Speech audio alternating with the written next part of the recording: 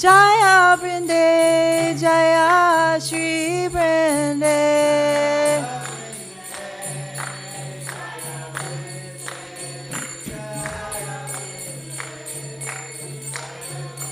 Jaya Jaya Prabhupada, Prabhupada, Prabhupada, Jaya Jaya Prabhupada, Prabhupada, Prabhupada, Jaya Jaya Prabhupada.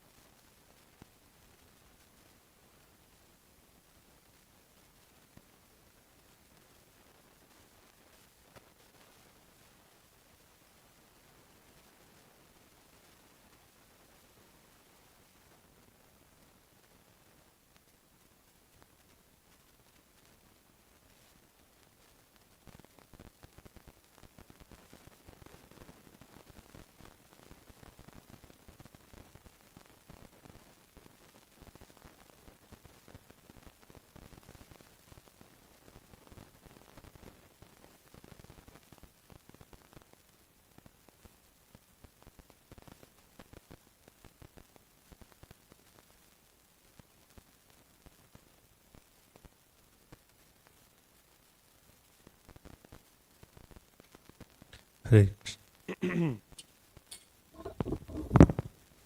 Jaya Radha Madhava Kunja Vihari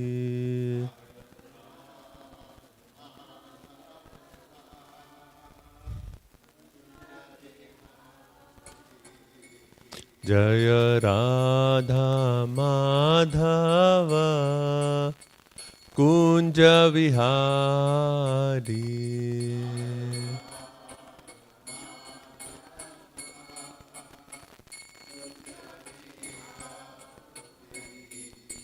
Gopi Janavallabha Girivaradhari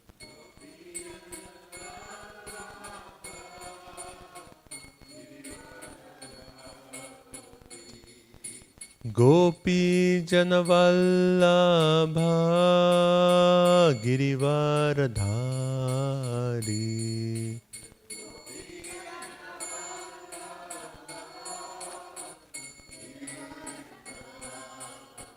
यशोदनन्दन व्रजजनरञ्जन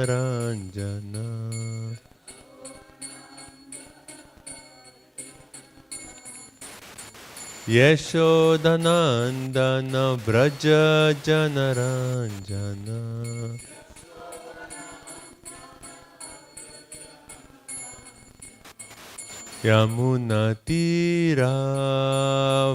यमुनतीरावनचारी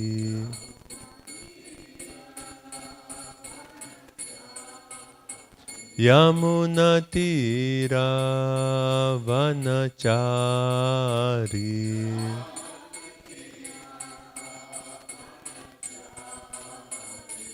जय राधा माधव कुंज विहारी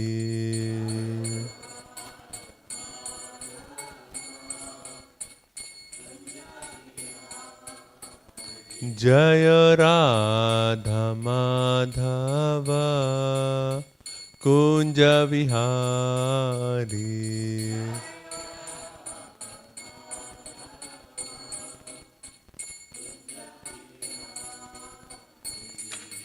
हरे कृष्णा कृष्णा कृष्णा हरे हरे हरे राम राम राम हरे हरे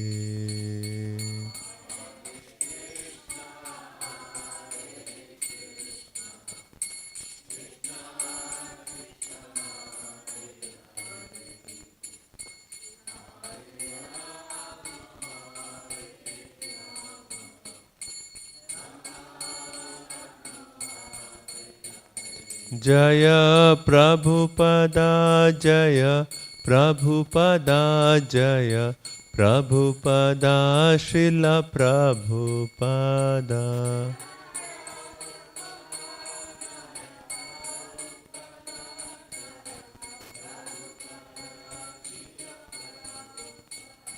जय गुरुदेवा जय गुरुदेवा जय गुरुदेवा जय गुरुदेवा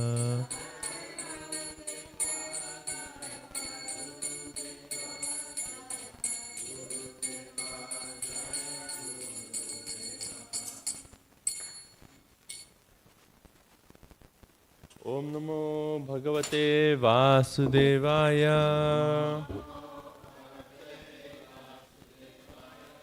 ओम नमो भगवते वासुदेवाय ओम नमो भगवते वासुदेवाय नारायण नमस्कृत्यं नरं चैव नरोत्तमं देवीं सरस्वतीं व्यासं ततो जयमुदीरये नष्टप्रायेषु भद्रेषु नित्यं भागवत सेवया भगवती उत्तम श्लोके भक्तिर्भवति नैष्टिकी. Reading from Srimad Bhagavatam, Canto 10, Chapter number 54, Text number 46. Natmano yena samyogo Natmano yena samyogo Viyogas chashatah sati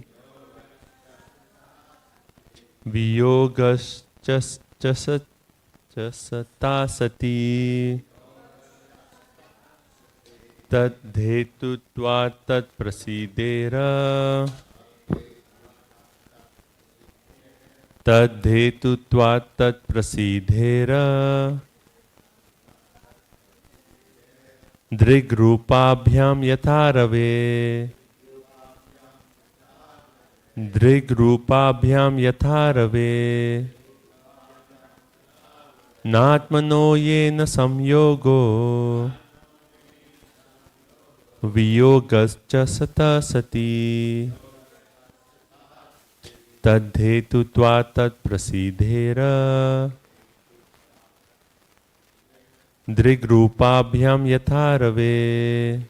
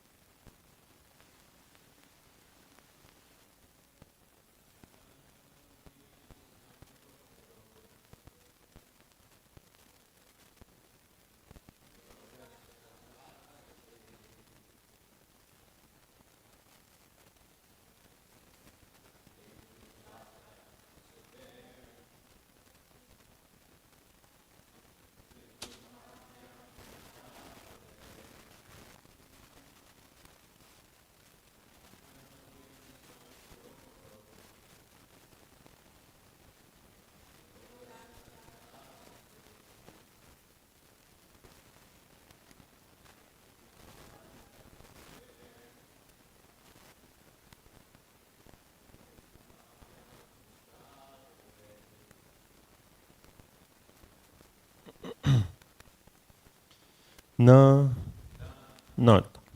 Atmanaha, for the self. Anyena, with anything else. Samyogaha, contact. Viyogaha, separation. Cha, and. Asataha, with that which is insubstantial. Sati, O discriminating one. That from it the self. Hetutvat, because of originating. That by it the self. Prasidehe, because of being revealed. Drek, with the sense of vision. Rupabhyam, and visible form. Yatha, as. Ravehe, for the sun. Translation and purport by disciples of A.C. Bhaktivedanta Swami Srila Prabhupada ki jai. Translation: O intelligent lady, the soul never undergoes contact with or separation from insubstantial material objects, because the soul is their very origin and illuminator. Thus the soul resembles the sun, which neither comes in contact with nor separates from the sense of sight and what is seen. Please repeat. O intelligent lady, the soul never undergoes contact with or separation from insubstantial material objects, because the soul is their very origin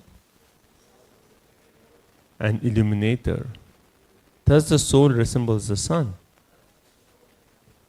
which neither comes in contact with nor separates from the sense of sight and what is seen. Purport. As explained in the previous text, the conditioned soul ignorantly assumes himself to be the material body and thus rotates in the cycle of birth and death. In fact, matter and spirit are co-energies of the original source of everything, the Supreme Lord, who is the Absolute Truth. As Lord Krishna explains in the Bhagavad Gita 7.5, Jiva Bhuta Mahabhaho Yedam Dharyate Jagat. The material world is sustained by the living entity's desire to exploit it. The material world is like a prison. Criminals are determined to commit crimes, and thus the government finds it necessary to maintain a prison system.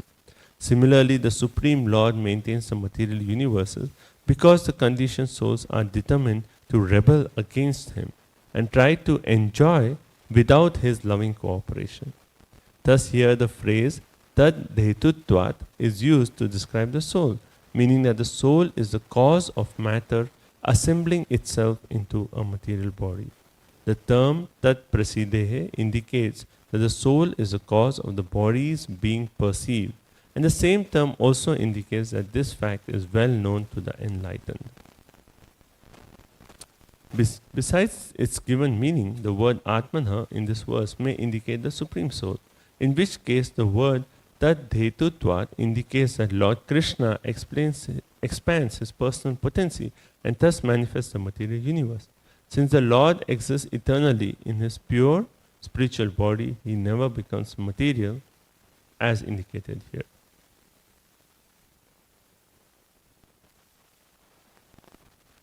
So, I just read the Vishwanath Chakravarti Thakur's commentary. Because the Atma is covered by the body is perceived as the Atma. Actually, however, the Atma is not affected by the body, nor is the Paramatma affected by the Jiva. First, this verse can be explained as referring to the Jivatma and matter. There is no permanent contact of the soul with the material body, which is impermanent, having a beginning and end. Because there is no contact, then there is no separation. How does this take place?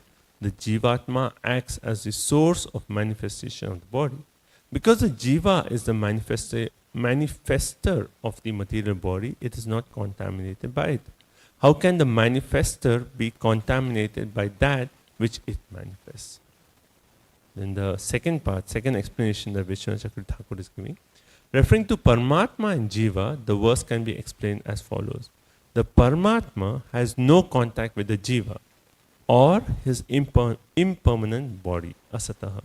Because the Paramatma is the source of the manifestation of the Jiva and his body by his very nature as God. Paramatma is never contaminated by either Jiva or the body manifested from him. The manifester is never contaminated by the manifested. In both cases, the example of the sun applies. The sun has no contamination from the eye or form manifested from it. The sun is the Paramatma, the eye is the Jiva, and the form is the body. I just want to read one part from Jiva Goswami. There is another meaning, let that be. Since you are the eternal Lakshmi of Krishna, you have no relationship with Rukmini. Then he speaks this verse. You have no connection or disconnection with Rukmini. Why is this not well known? You are the Supreme Lakshmi, the cause. Lakshmi has fame because of your form. She becomes famous from the power of your glance when you appear on earth. If I am related to him, why do I have no connection or disconnection with him? Then the example of the sun, eye and form is given. Om Ajnanatimirandasya Jnananjana Shalakaya Chakshurun Militam Yena Tasmai Shri Guruve Namaha Shri Chaitanya Manomishtam Stapitam Yena Bhutale Swayam Rupa Kadamayam Dadati Swapadantikam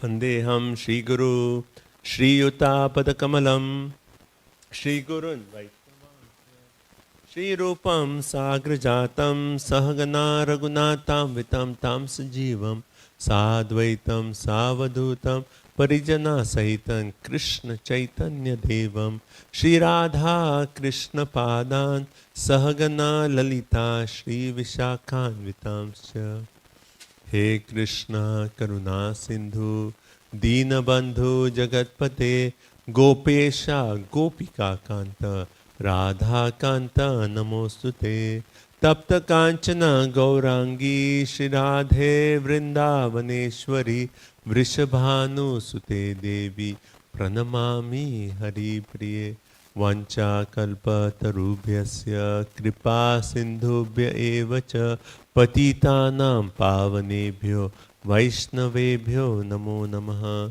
Jai Shri Krishna Chaitanya Prabhu Nityananda Shri Advaita Gadadhara Shrivasadi Gaura Bhakta Vrinda. Hare Krishna Krishna Krishna Hare Hare, Hare Rama Rama Rama Hare Hare. Namah Vishnupadaya Krishna Prishtaya Bhutale Srimate Bhakti Vedanta Swamin Iti Namine. Namaste Saraswati Deve Gauravani Pracharine Nirvishesha Shunyavadi Paschatya Deshatarine. Hare Krishna. So I'll seek the blessings of all of you senior Vaishnavas. Please bless me so that we can discuss a few points on this verse. So it's a very interesting section in this, what the verses we are reading. And we are seeing how Balram is the expert mediator. You know, when in the spiritual circles, they do a course on how to mediate any conflict. This is a section that's always referred to. Right? And if you see how Balram is mediating, and you see the verses, he talks to Krishna, then turns to Rukmini, and then turns to Krishna. He goes back and forth, right? So initially he starts off he turns to Krishna.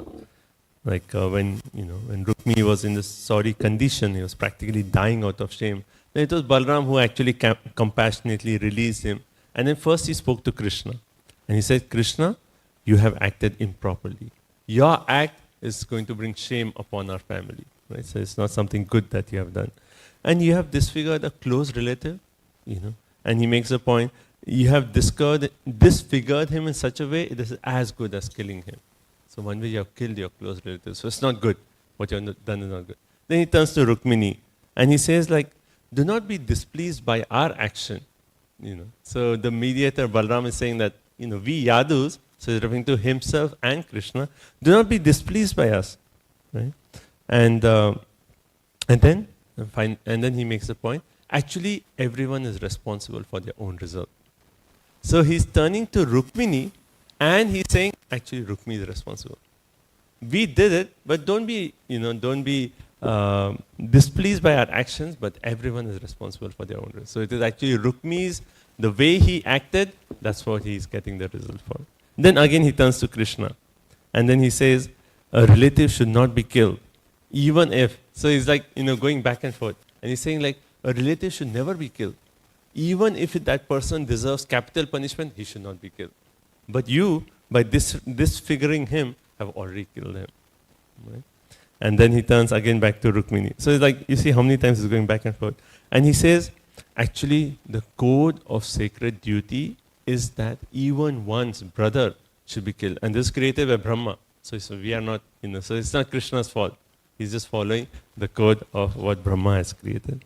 Then again, he turns to Krishna and he says, actually, it was Rukmi who was conceited by pride and you have done the right thing in one way. So he's talking to both, and one way, it's okay, you said, Krishna, you're not done the right thing, but afterwards you're saying, actually, Rukmi, it is your fault. And then Rukmi, you are the one who is overcome by pride. So it seems that he's neutralizing both sides, where he's actually making the point that, no, finally it is Rukmi's fault. And now he's turning to Rukmini and he's actually speaking the next few verses. So previously it was all one or two verses back and forth, and now he's coming to Rukmini. And these verses, what we are reading, is actually, Balram is speaking to Rukmini to create that spirit of detachment from Rukmini. Right? So that's the theme of the last few verses we are reading.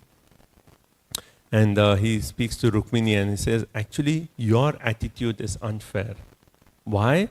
Because you are actually wishing good for a person who is actually inimical to other beings and who has actually done evil to your two true well-wishers. So he's turning to Rukmini and said, actually, you are wishing good for a person who does not deserve to be wished good, in the sense that he is actually inimical to all beings, he's done evil to true well-wishers. And then further he makes the point that it is the Supreme Lord's Maya, because of which everyone forgets who we really are. and we consider our body to be a self, and we consider, oh, this person is my relative, this person is my friend, this person is my enemy. All that is the influence of Maya. Right? And bewildered by this Maya, people consider that the super soul is actually different in every living entity. But actually the same super soul in every living entity. Right?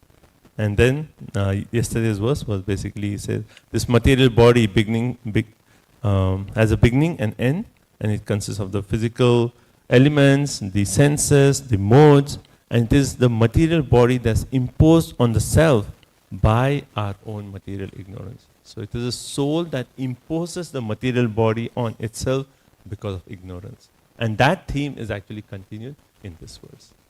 Right? So that hence in this verse it actually says how the soul is actually both the originator and the illuminator. Because the soul is the very origin and the illuminator of the body. Okay, so what does this mean? So let's go through a little bit of Sanskrit. It says, Na Atmanaha, Atmana referring to the soul, and also Vishwanath Chakravarti Thakur says the Atmana can refer to the super soul. Right? So we'll start off with a case where Atmana refers to the soul. So the soul, Anyena, right, with anything else, the soul does not, what with anything else? Samyoga viyogaha. And what is that anything else? Asataha, that which is insubstantial. So he's actually making the point that the soul does not come in contact or separate from anything that is asataha. We know sat, we say satchid ananda, sat means eternal. So anything that's asat, the soul does not come in contact or separate from anything that's asat. And then further he makes a point, and then he calls Rukmini as Sati. So in the word to word, Sati is actually said as, O discriminating one. Or in the translation they said, O intelligent one. That you understand, discriminating in the sense that you actually understand the difference between the spirit and matter. Right? So you should be able to understand this. So, and then further he makes a point, because, and why does the soul not come in contact or separate from anything material? Because the soul is both the originator and the illuminator. Okay, we'll explain this in terms of the example. And then, so that's the verse. And then it says yatha. As soon as we see yatha, that's always is giving an example to explain the point. So yatha, as, just like, the sun, and it uses 2 points here, drik and rupabhyam. Right? The sun does not come in contact or separate with the sense of vision and rupabhyam, the visible form. Right? So what does this mean? So, so when we are seeing any object, right, without any light, we cannot see anything. Right? So when we are seeing an object, our sense of sight, there needs to be light. Right? There needs to be a light that is reflected from our eyes to see anything. And also the object, right? I'm seeing this mridanga. Okay, there's some light on it and hence I can see it. Right? So it is sunlight, but my seeing or not seeing does not affect the sun. The sun is not coming in contact or separated from this act of my seeing the mridanga. Right? But what is it? It is sunlight, which is the energy of the sun. And without this energy, can I see? No. So without the energy and the energetic, so if there is no energetic, there is no energy, hence I cannot see. So my ability to see this mridanga is because the energy of the sun is illuminating my eyes and the mridanga. Right. Now how does this compare to the soul? Now, the soul as such does not come in contact with the material body. Anything material, anything that's asat, the soul is not coming in contact or separating from. But what is actually coming in contact? Just like the sun and the sunlight. Right? The energy of the sun. Similarly, it is the energy of the soul, which is described as consciousness. So it is the consciousness that comes in contact with the material elements, but the soul itself is separate. Right? The soul is always Satchid Ananda. It is always eternal, full of knowledge, full of bliss. But it is the energy that comes in contact with material nature, and hence it actually gets, we say this consciousness is contaminated, or depending on how it comes in contact with the material nature. Right? So that's the verse here. So The soul never comes in contact or separates from anything that is asataha. Just like the sun never comes in contact. Like directly sun were to come in contact with the eyes, just burn, right? Or the object. So it is sunlight that comes, the energy, but the sun is separate from both the sense of sight and what is seen. Sense of sight and what is seen. Now another point is actually made here is that the soul is the origin and the illuminator. That's the point that's explained in the purport, that the soul is responsible for the jiva getting the body. So if the soul is actually responsible, is the origin of us getting a body, then how can the soul actually be corrupted by what is creating? Right? So the soul cannot be corrupted by its byproducts. Like often Prabhupada gives the example that when the sun shines on even dirty water, it actually absorbs the water, but it does not get, it does not get contaminated in that way. But here the point is, because soul is the origin of the body, hence the soul cannot be come in contact or separation. It is aloof from all these. Right? One way to understand this is also in Bhagavad Gita in the 5th chapter. Krishna makes the point. This is text 8 and 9, right? So in text 8 and 9 of the 5th chapter, Krishna says, Naiva kinchit karomiti, yukto manyate tattvavit, pashyan, shrinvan, sprishan, jigran, asnan, gachan, swapan, swashan, pralapan, visrajan, grinan, unmishan, nimishan api, indriyani indriyarteshu vardanta iti dharya. So basically the translation is, a person who is in divine consciousness, although engaged in seeing, hearing, touching, smelling, eating, moving about, sleeping and breathing, always knows within himself that he actually does nothing at all. So soul is not doing this act of seeing or hearing or everything, right?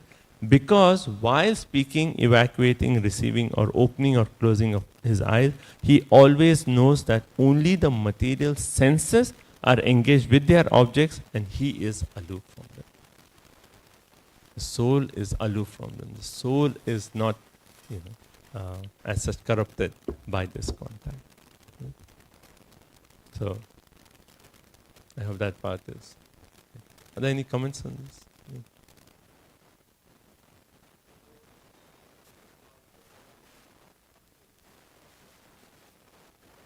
Yeah. Okay, that's one example. Like the soul is the hardware. Okay. So soul is the hardware, and then the software can get corrupted. Like often when you use a cell phone example, we say the soul is the user. Right? We say the hardware is the mind, and the software is the software is the mind, and the hardware is the physical self. But yeah.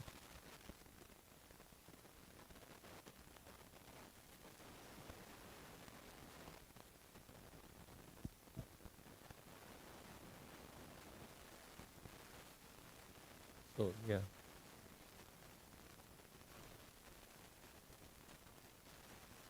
Yeah.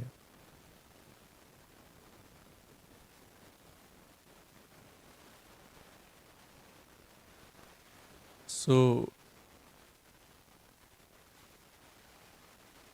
yeah.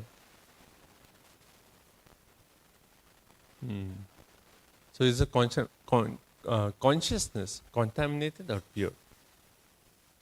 Now it is just like how sometimes we give the example to explain that you have a source of light, right?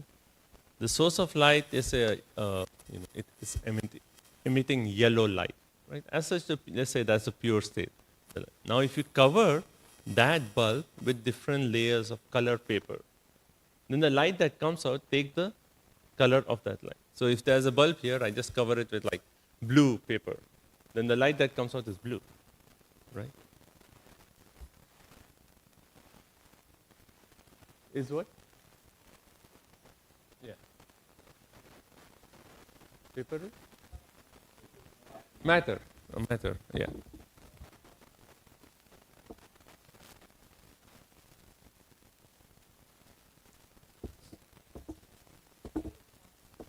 Yeah.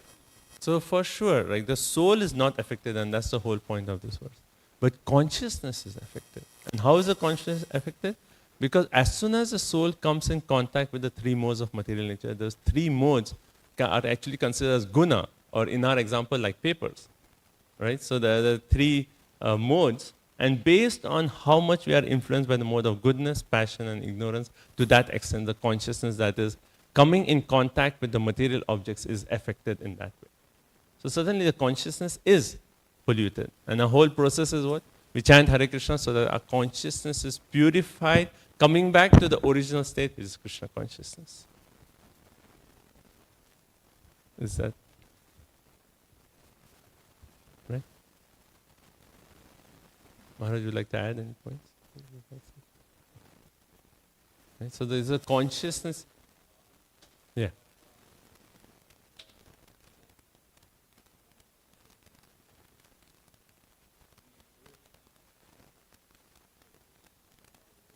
Yeah.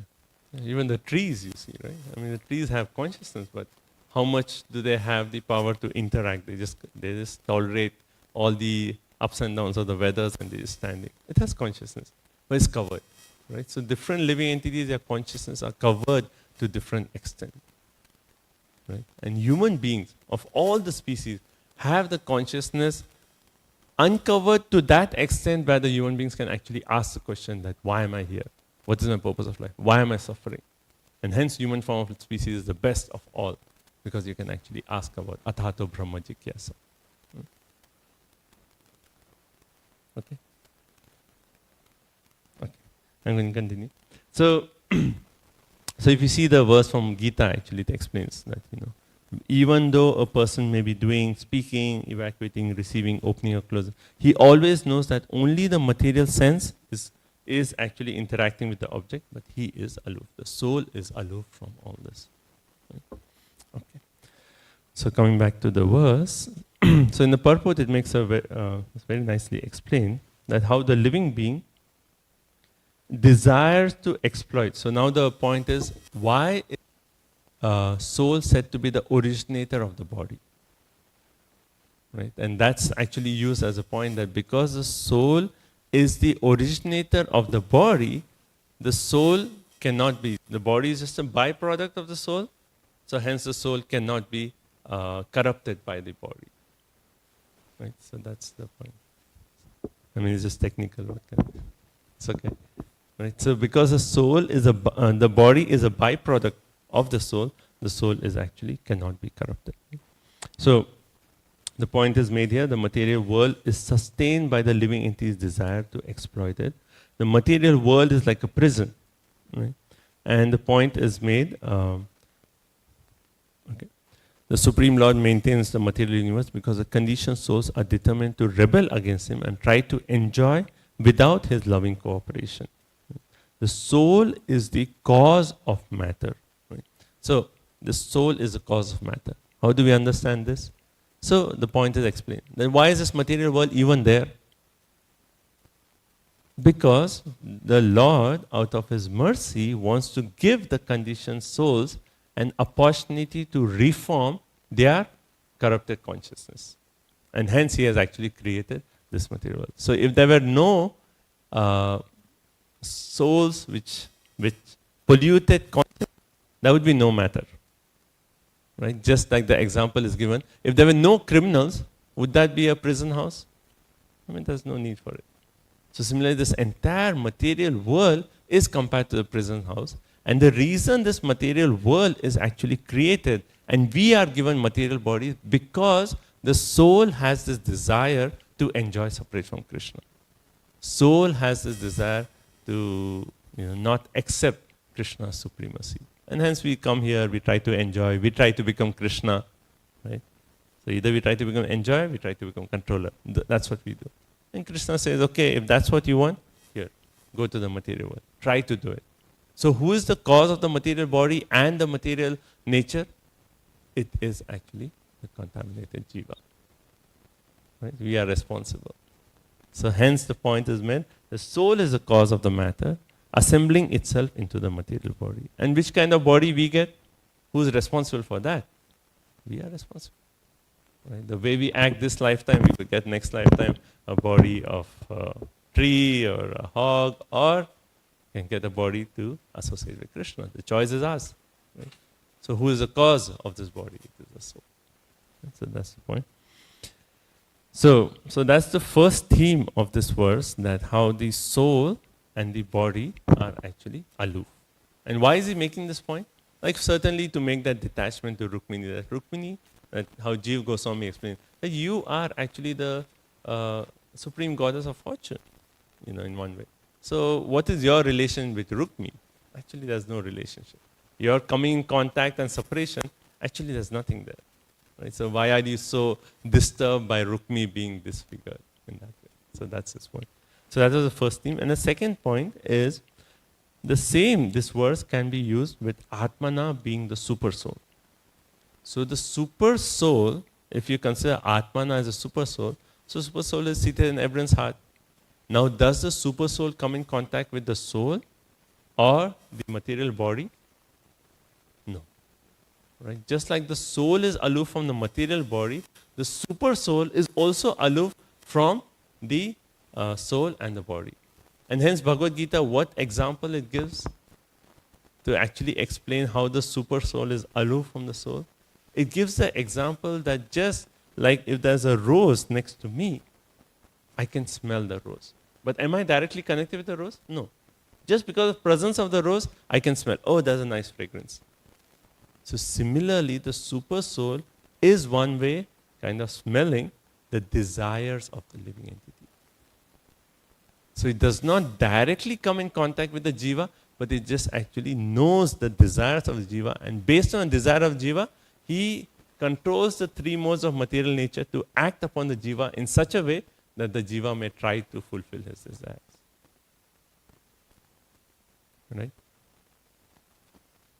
13th chapter.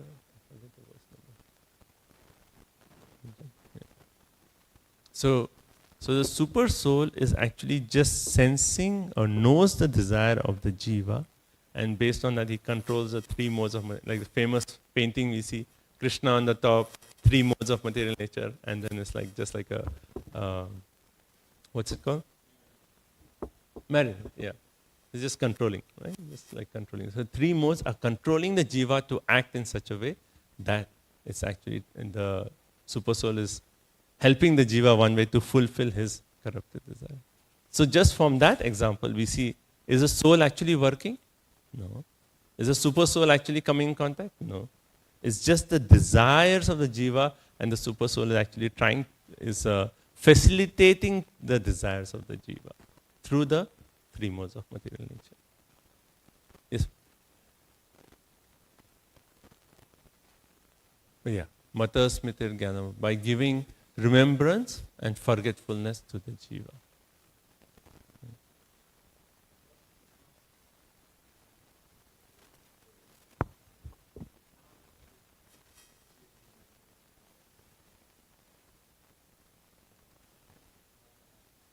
I mean, one point is clear, like when we actually change our body at the time of death, when Krishna gives us forgetfulness of our past body.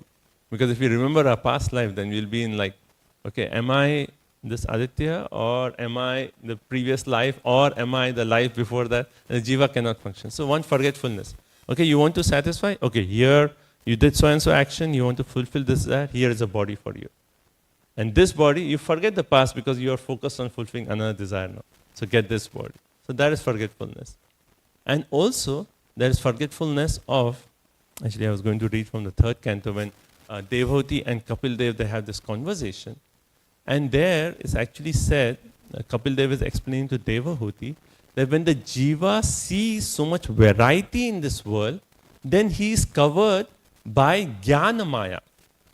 So that forgetfulness is the jiva forgets that actually I am a servant of Krishna. Because the jiva wants to enjoy separation from Krishna, it is Krishna's own energy that is actually covering the jiva to actually understand that finally he is a servant of Krishna. So the only way we can actually get free from Maya is when Krishna actually takes away that Gyan Maya. And hence it says, Devi Esha Gunamai, Mama Maya Duratya, Mam Eva. Only when we surrender to Krishna, then Krishna takes it away. That's the only way to get out of mind.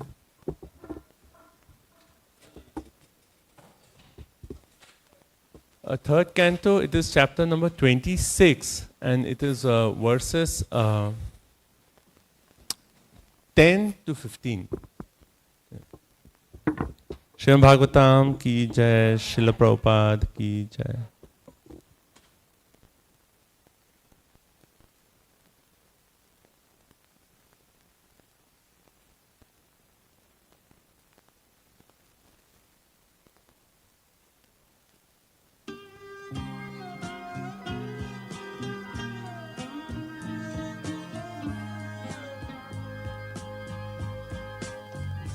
Govindam Adipurusham Tamaham Bhajami.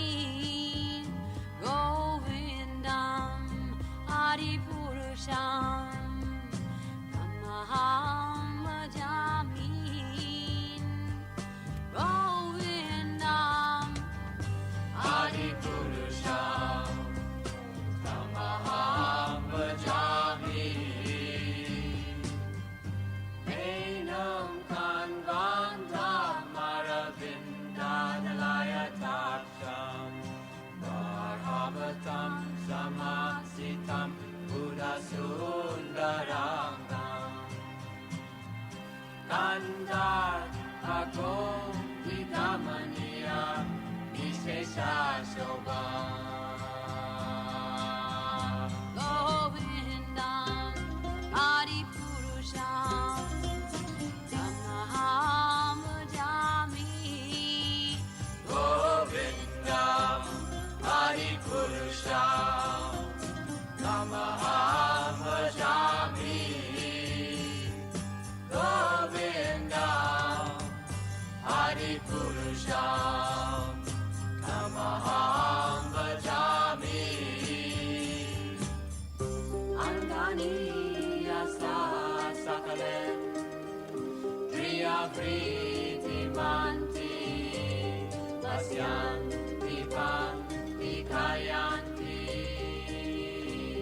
Chiram Naganti Ananda Chinmaya Sadhu Jala Vigrahasya Govindam Adipurusham Tamaham Bhajami.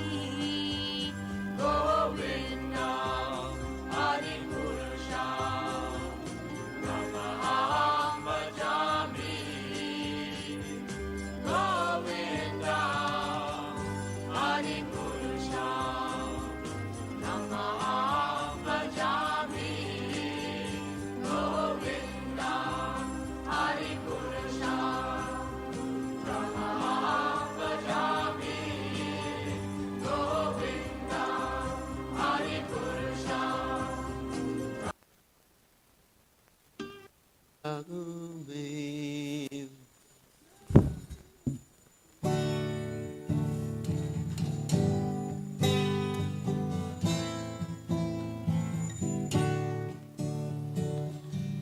Namo Vishnu Padaya Krishna Pristaya Putale Shimate Bhakti Vedanta Sammeniti Namane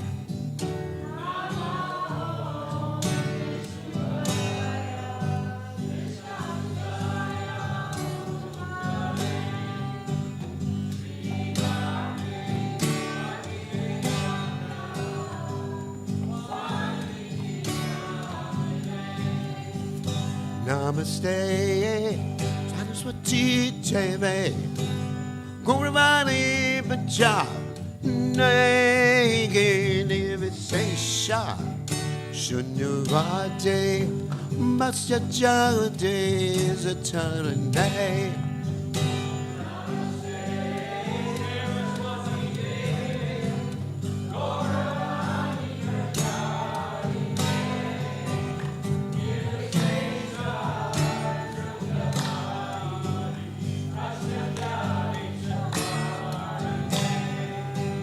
Jaya Shri Krishna Chaitanya Prabhu Nityananda Shri Advaita Gadada Siva Sari Gaur Bhakta Vrinda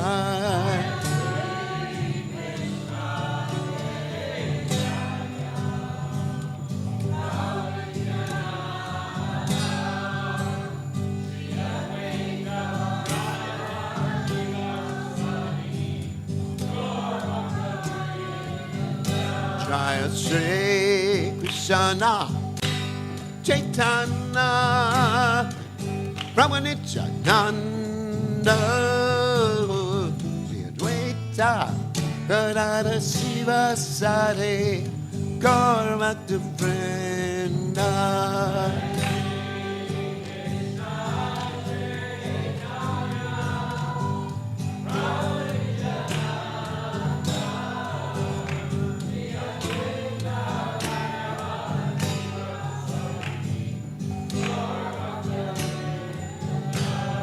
Shri Krishna Chaitanya Prabhu Nityananda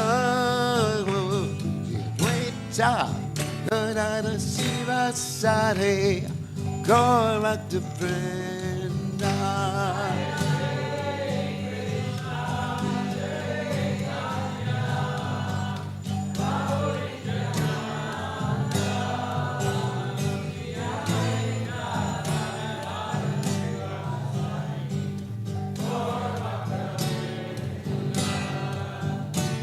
Hare Krishna, Hare Krishna, Krishna Krishna, Hare Hare, Hare Rama, Hare Rama, Rama Rama, Hare Hare.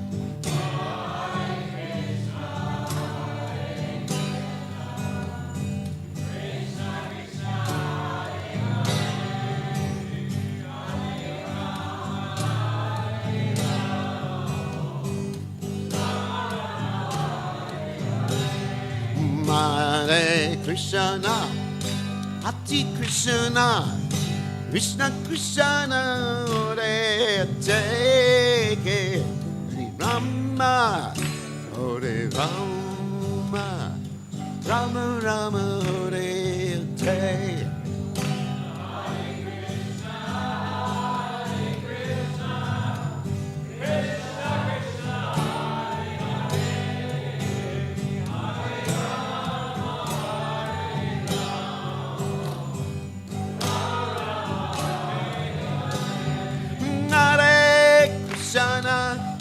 Hare Krishna, Krishna Krishna, Hare Hare, Hare Rama, Hare Rama, Rama Rama, Hare Hare.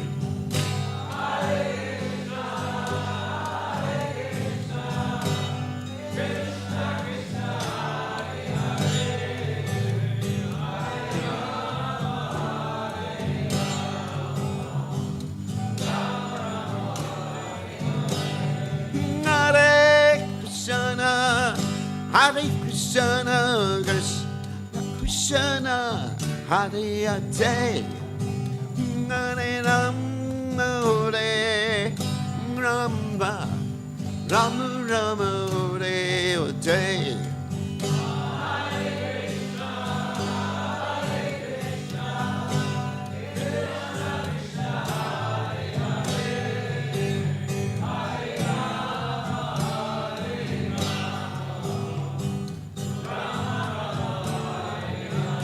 Hare Krishna, Hare Krishna, Krishna Krishna, Hare Hare, Hare Rama, Hare Rama, Rama Rama, Hare Hare.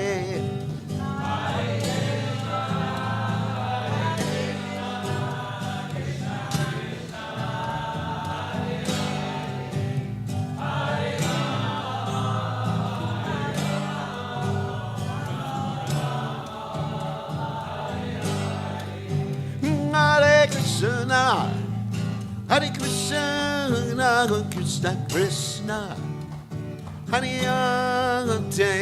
Hare Rama, Hare Rama, Rama Rama, Hare Hare.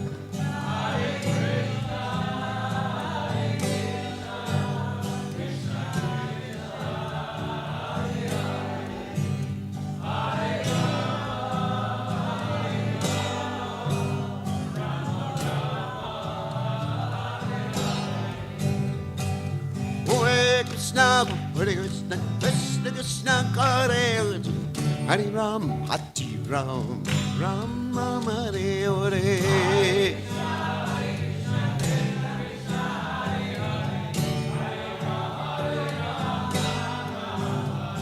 Hare Krishna, Hare Krishna, Krishna Krishna, Hare Hare, Hare Ram, Hare Ram, Ram Ram, Hare Hare.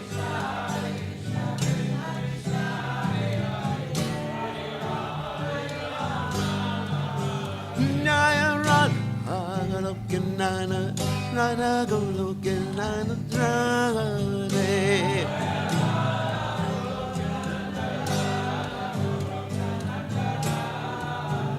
Naya Radha Goloka Nana Radha Goloka Nana Radhe.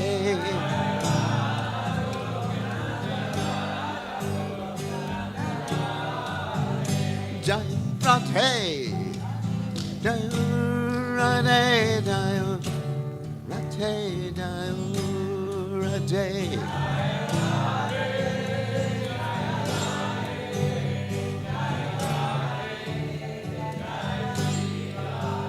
Jai Radhe, Radhe, Jai Radhe, Jai Radhe.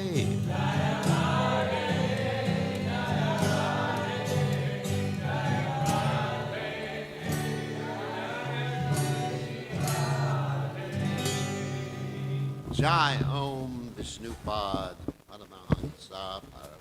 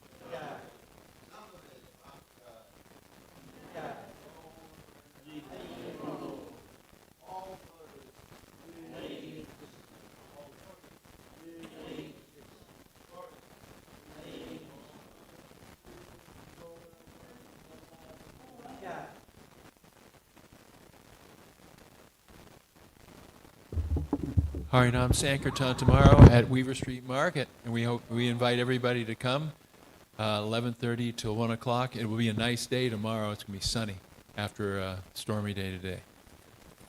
Chaitodarpanam Arjanam Bhava Mahadavagni Nirvapanam Shreya Kairavya Chandrika Vitaranam Hariva Vanam Anandam Buddhi Vardhanam Pradipanam Purnamrita Swadanam Sarvatma Snapanam Param Vijayate Shri Krishna Sankirtanam Nam Namakari Bahuda Nija Sarva Shaktis Tatrapita Niyamita Smaranena Kala Etadrishita Vakripa Bhagavan Mumapi Durdaiva Midrishami Hajjani Nanuraga Trinadapi Sunichena Charorapi Suhishuna Amanina Manadena Kirtaniya Sadahari Nadanam Najanam Nasundarim